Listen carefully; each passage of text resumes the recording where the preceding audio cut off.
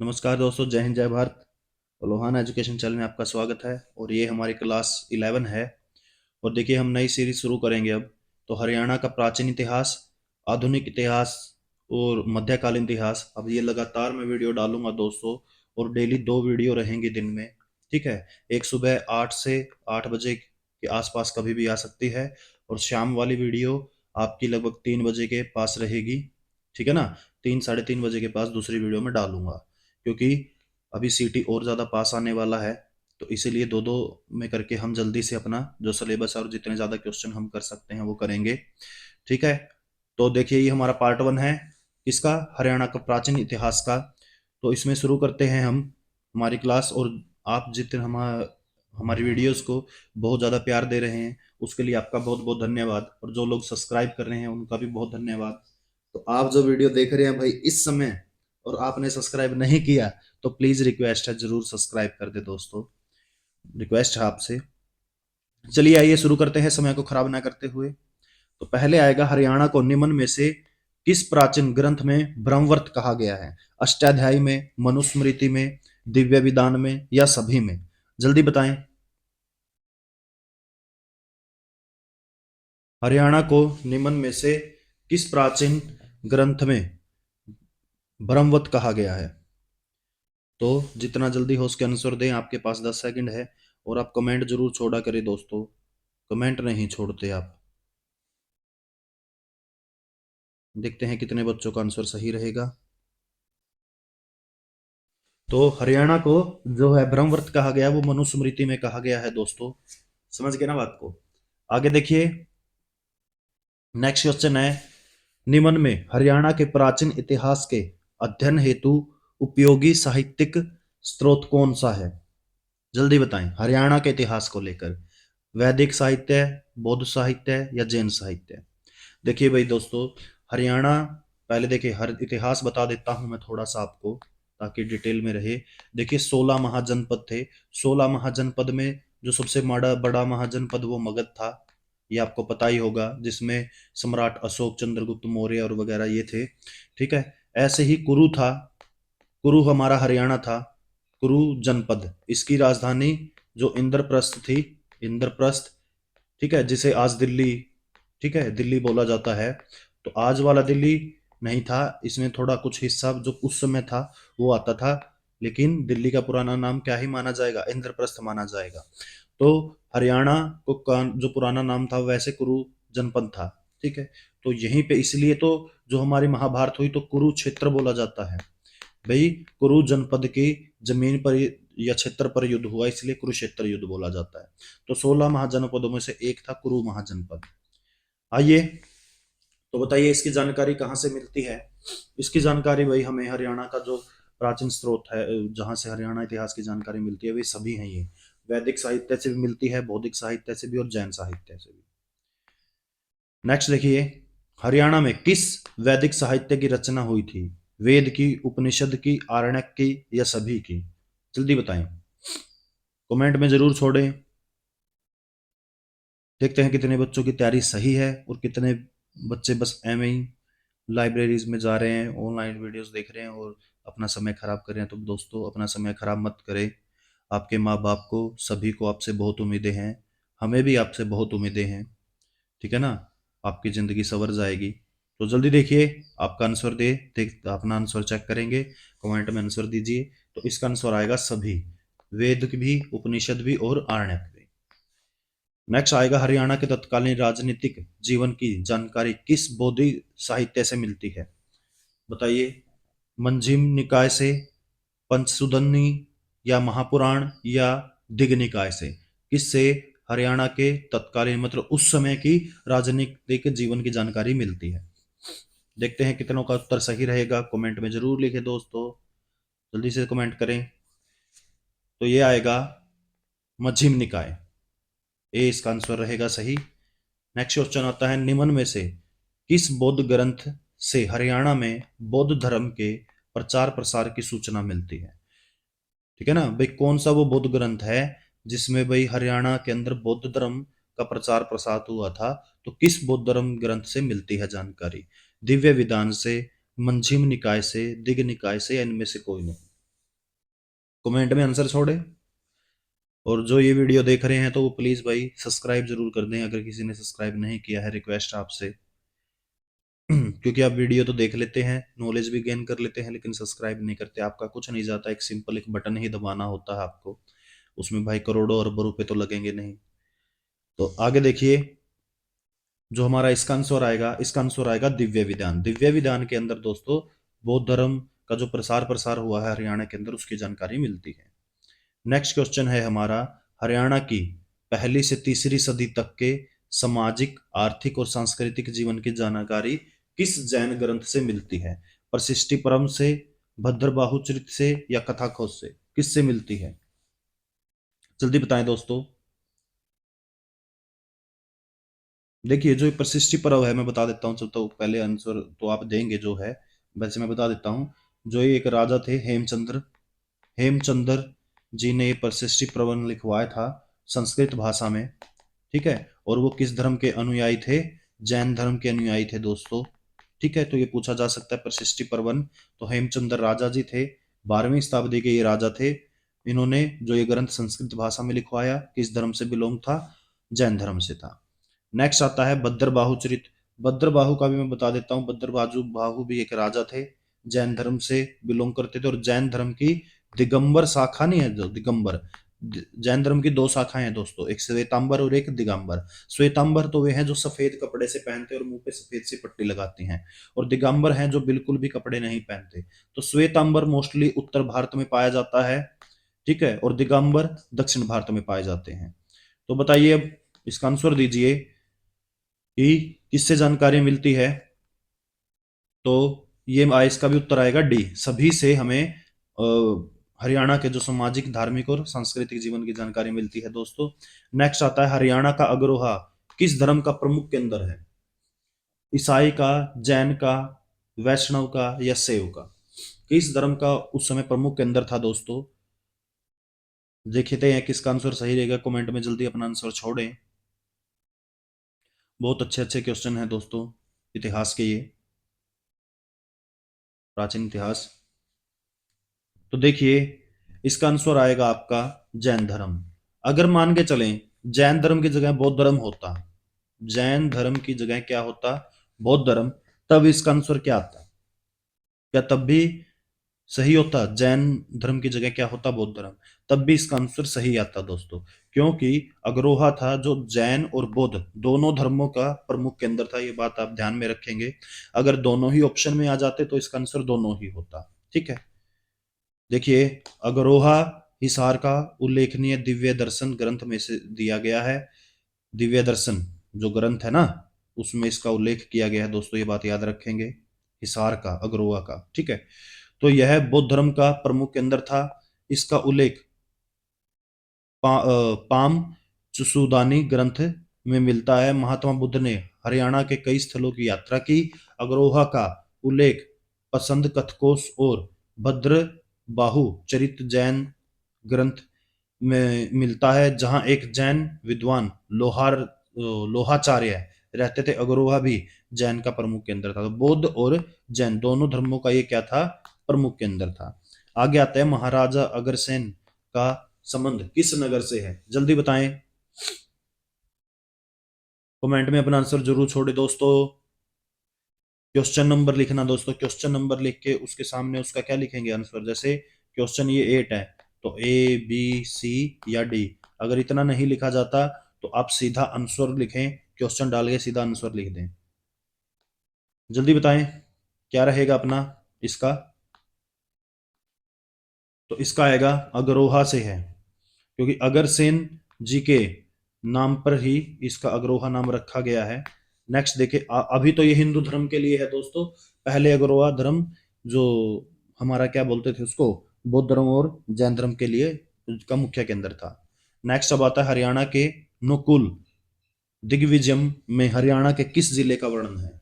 महाभारत के, सॉरी हरियाणा बोल रहा हूँ, महाभारत के नुकुल दिग्विजय में हरियाणा के किस जिले का वर्णन है? जल्दी बताएं आंसर। तो इसका आंसर आएगा रोहतक।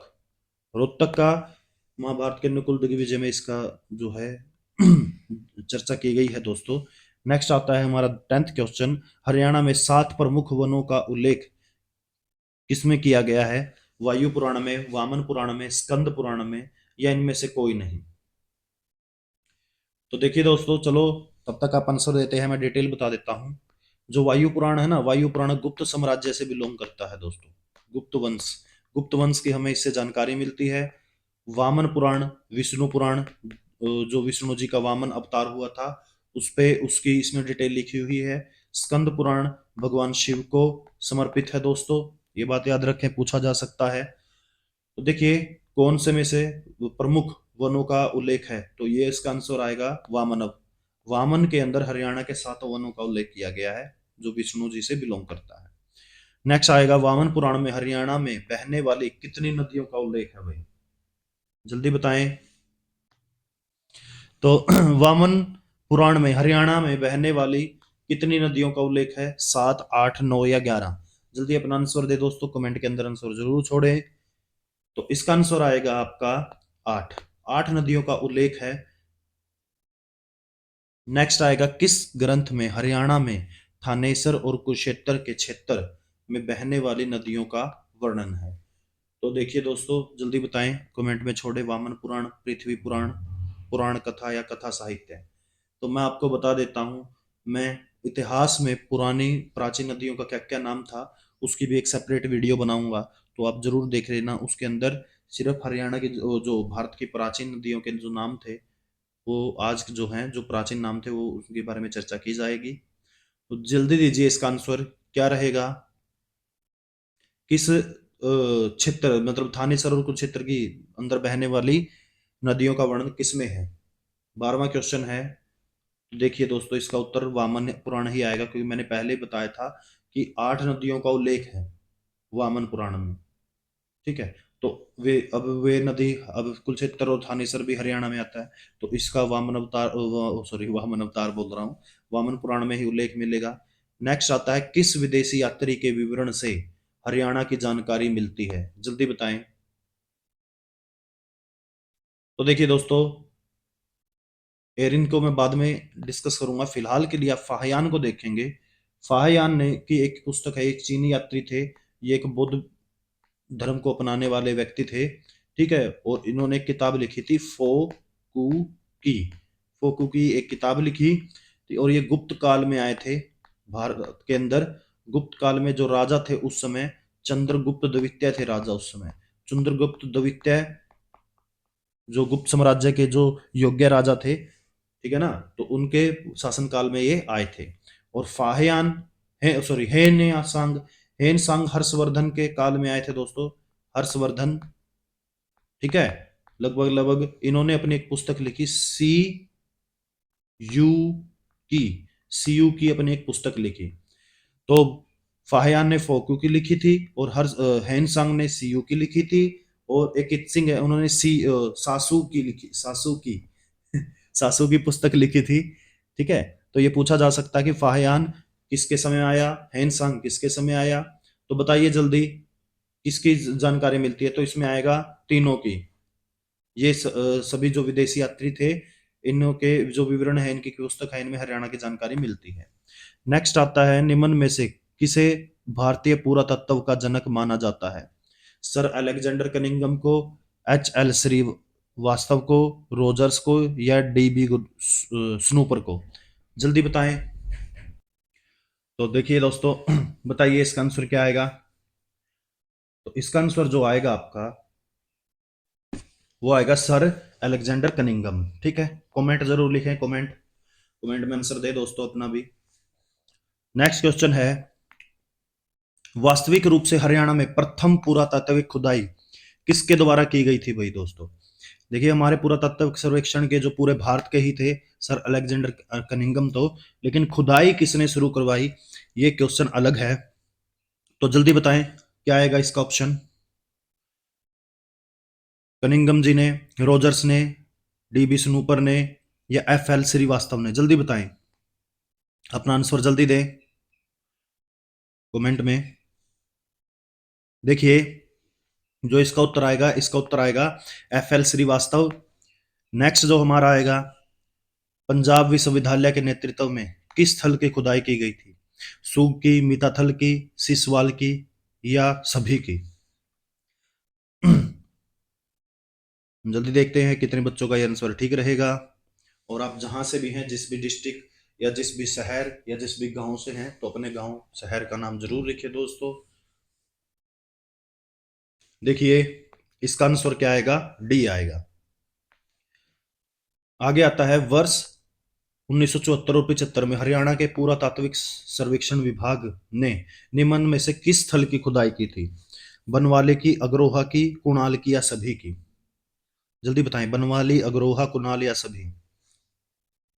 1974-75 के अंदर हरियाणा पुरातात्विक सर्वेक्षण विभाग के। देखते हैं कितने बच्चों का आंसर ठीक रहेगा। आपके पास 10 सेकंड है, जल्दी कमेंट के अंदर आंसर छोड़ो। और जो भी यहाँ तक हमारे पहुंचे हैं वीडियो को देखते हुए, उनका बहुत बहुत धन्यवाद। और दोस्तों जल्दी से सब्सक्राइब करें। अगर यहाँ तक भी आप वीडियो देख चुके हैं और सब्सक्राइब नहीं किया है, तो आप जरूर, प्लीज रिक्वेस्ट है, सब्सक्राइब जरूर करें। एक लाल बटन दबा दीजिए और बेल आइकन को दबाना मत भूलें। देखिए इसका भी आंसर क्या आएगा? डी, सभी। आगे आता है हरियाणा का सबसे प्राचीन अभिलेख कौन सा है? तो बहुत फेमस अभिलेख है दोस्तों ये। करनाल अभिलेख, पेवा अभिलेख, टोपरा स्तंभ अभिलेख या हास्य अभिलेख? जल्दी से जल्दी अपना आंसर दें। देखते हैं कितने बच्चों का आंसर ठीक रहता है यहाँ पे, ए, बी, सी या डी? कमेंट में जरूर छोड़ें। तो हमारा जो आंसर रहेगा वो रहेगा टोपरा अभिलेख। ये अभिलेख बहुत ज्यादा फेमस है दोस्तों।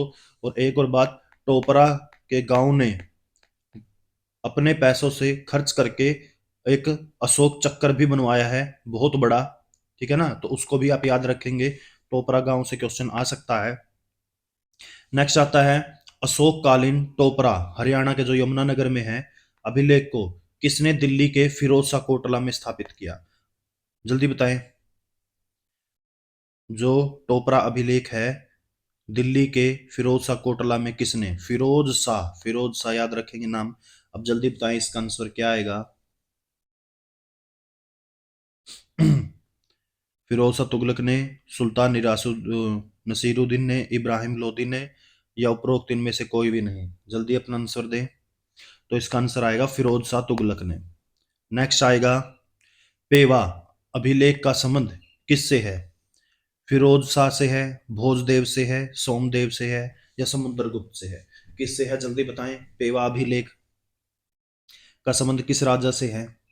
तो देखिए कमेंट में छोड़िए, जल्दी छोड़िए, कमेंट जरूर करिए। आप कमेंट नहीं कर रहे हैं। और सब्सक्राइब जरूर करें। जल्दी से देखते हैं। क्योंकि देखिए दोस्तों, अगर आप सब्सक्राइब करते हैं ना और वीडियो को लाइक करते हैं, तो इससे ये होता है हमें थोड़ा मोटिवेशन मिलता है और वीडियो बनाने का। ठीक है ना, और ज़्यादा अच्छे क्वेश्चन आपके पास लेके आने का। और आपका ही सहारा है। अगर आप ही, जो व्यूअर्स हैं वो ही नहीं सब्सक्राइब करेंगे तो और कौन करेगा? तो आपसे रिक्वेस्ट है कि आप सब्सक्राइब जरूर करें। तो इसका आंसर आता है दोस्तों बी, भोजदेव। भोजदेव जी जो है गुर्जर प्रतिहार, जो त्रिपक्षीय संघर्ष था ना हर्षवर्धन के बाद कन्नौज के लिए, तो उसमें गुर्जर प्रतिहार का मेन रोल रहता है। गुर्जर प्रतिहार, गुर्जर प्रतिहार के राजा थे भोजदेव। तो उन्होंने एक अभिलेख लिखवा था पेवा के अंदर, जिसे पेवा अभिलेख कहा जाता है। नेक्स्ट आता है, देखिए ये आ गया। पेवा में गुर्जर प्रतिहार राजवंश के महान शासक मिहिर भोज का अश्व केंद्र था। यहाँ घोड़ों का व्यापार होता था, जिन्हें भोजदेव भी कहा जाता था। पेवा से गुर्जर प्रतिहार शासक महिर भोज का एक अभिलेख भी प्राप्त हुआ है। तो महिर भोज जी थे ये, ठीक है, जिन्होंने अभिलेख लिखवाया था। नेक्स्ट आता है हमारा, हरियाणा के किस स्थान से मिले अभिलेख पर संगीत के 7 स्वरों का अंकन मिलता है? अग्रोहा में, कपाल मोचन में, मोहनवाड़ी में या गुरावाड़ी में? जल्दी अपना कमेंट में छोड़े आंसर। हरियाणा के किस स्थान से मिले अभिलेख पर संगीत के 7 स्वरों का अंकन है। देखते हैं कितने बच्चों का आंसर ठीक रहता है या बस तुक्के पे चल रहा है अपना जीवन। देखिए इसका आंसर आएगा ए, अग्रोहा। नेक्स्ट आता है, प्राचीन काल में हरियाणा के किस स्थान से आहत सिक्के प्राप्त हुए हैं? आहत सिक्के क्या होते हैं दोस्तों? जैसे कि आहत सिक्के मतलब चोट मार के बनाए हुए सिक्के। समझ गए ना बात को? जैसे हम कोई भी एक निशान डालते हैं, ठीक है, तो ऐसे एक चीज रखते हैं और उसके ऊपर जोर से एक मोर मारते हैं, तो उनको बोलते हैं आहत सिक्के, आहत। आहत करना मतलब चोट मारना। तो चोट मार के जो सिक्के बनाए जाते हैं उनको आहत सिक्के बोलते हैं। तो कहाँ से मिले हैं ये? सूग से मिले हैं, अग्रोहा से, नौरंगाबाद, या सभी से? जल्दी बताएं, अपना आंसर दें, कमेंट के अंदर जरूर छोड़ो आंसर। तो देखिए इसका जो आंसर रहेगा वो रहेगा डी। डी इसका सही आंसर है। नेक्स्ट आता है हमारा क्वेश्चन, योद्धे कालीन मुद्रांक कहाँ से प्राप्त हुए हैं? योद्धे, ये बहुत इंपॉर्टेंट टॉपिक है दोस्तों। युद्धों के बारे जो थे, मैं हरियाणा जब प्राचीन इतिहास भी पढ़ाऊंगा आपको, ये तो हम क्वेश्चंस कर रहे हैं, वहां पे मैं प्राचीन इतिहास भी पढ़ाना शुरू करूंगा, तो उसमें मैं योद्धे कालीन हरियाणा के इतिहास में योद्धे का क्या रोल रहा वो भी पढ़ाऊंगा। तो देखिए बताइए, इंद्री, बुझेड़ा, अग्रोहा या नारनौल, इसका आंसर क्या आएगा? तो इसका देखिए जो उस समय सबसे फेमस शहर था हरियाणा का वो अग्रोहा था। तो इसलिए जो मुद्रांक भी मिलेंगे, यानी जो मुद्राएं मिलेंगी वो कहाँ से मिलेंगी? अग्रोहा से ही तो मिलेंगी। तो इसका आंसर अग्रोहा है। नेक्स्ट है, हरियाणा की अधिकांश मूर्तियां किस धर्म से संबंधित हैं? जल्दी बताएं, शैव धर्म, बौद्ध धर्म, जैन धर्म या सभी? हरियाणा की अधिकांश मूर्तियां, देखिए भाई हरियाणा की सभी मूर्तियां वैष्णव धर्म, बौद्ध धर्म और जैन धर्म, तीनों धर्म की मूर्तियां यहाँ पाई जाती हैं। ठीक है ना, तो इसलिए इसका आंसर डी आ जाएगा दोस्तों। और नेक्स्ट क्वेश्चन है जो हमारा, हरियाणा के किस स्थल से पूरा पाषाण काल के उपकरण मिले हैं? पूरा पाषाण काल, पाषाण काल था दोस्तों, पाषाण काल के 3 चरण थे। 3 चरण में एक पूरा पाषाण काल जो सबसे पुराना, एक मध्य पाषाण काल, ठीक है, और एक नव पाषाण काल, पाषाण काल। तो इस यहाँ पे चर्चा है जो शुरू का, जो सबसे स्टार्टिंग का पूरा पाषाण काल, ठीक है, यानी कि लगभग लगभग काफी हजारों सालों की बात है ये। तो उसके जो उपकरण मिले हैं वो कहाँ से मिले हैं? धामली, कोटला या सुतकेड़ी या सभी से? जल्दी बताएं, अपना आंसर दे। धामली जो है वो अंबाला में है, वैसे तो दोस्तों मैं अभी बता देता हूँ, और सुतकेड़ी पंचकुला में है। ठीक है, तो देखिए इसका आंसर आएगा डी। डी। अगर ये पूछा जाए सबसे ज्यादा कहाँ से मिले हैं, तब मिले हैं अंबाला से। ठीक है ना, ये बात ध्यान में रखिएगा आप। अगर ये पूछा, ये तो पूछ लिया है भाई पूरा पाषाण काल के जो उपकरण है कहाँ से मिले हैं, तो वो तो मिले हैं इन सभी से। अगर सबसे ज्यादा पूछा जाए तो वो मिले हैं अंबाला से, ये बात याद रखेंगे आप। ठीक है, तो इसी के साथ दोस्तों हमारा लेक्चर ये समाप्त होता है। और अब डेली की 2 वीडियो आएंगी, एक सुबह 8 से 9 बजे के बीच में, और एक रहेगी आपकी 3 बजे के आसपास। तो ये हमारी क्लास 14 थी, ओ सॉरी 11 थी। अगर आप ये वीडियो आपको बहुत हेल्पफुल लगी हो तो हमारे चैनल को जरूर सब्सक्राइब करें, लाइक करें, शेयर करें, कमेंट करें। धन्यवाद।